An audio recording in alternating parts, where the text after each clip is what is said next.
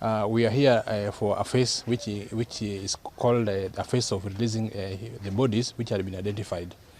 So far, the government chemists have identified a total of 34 bodies which have been linked to relatives, and we are going to start releasing the bodies from next week on 26th. The process include logistics, which we are currently undertaking this week, which is organizing for counselors who will counsel these people, and also contacting the relatives who will come here for the purpose of taking their loved ones. So we've done that, we've contacted them, and the first batch will be arriving on 26th. What will happen is the relative will come, and they'll have to come with a letter from the chief so that we can be able to identify these persons as the real relatives to these victims.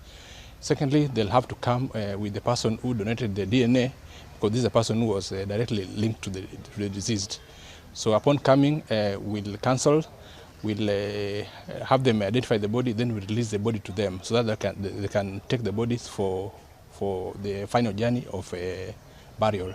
We are urging the relatives to come with their own means of transporting the bodies to the final destination. Actually, the biggest challenge we've had is we have run DNA on, we've actually done a profile on a number of bodies, meaning that their DNA profile has been generated. However, linking them to the people who donated their DNA is where the challenge becomes, because they are not linked to the people who donated the DNA.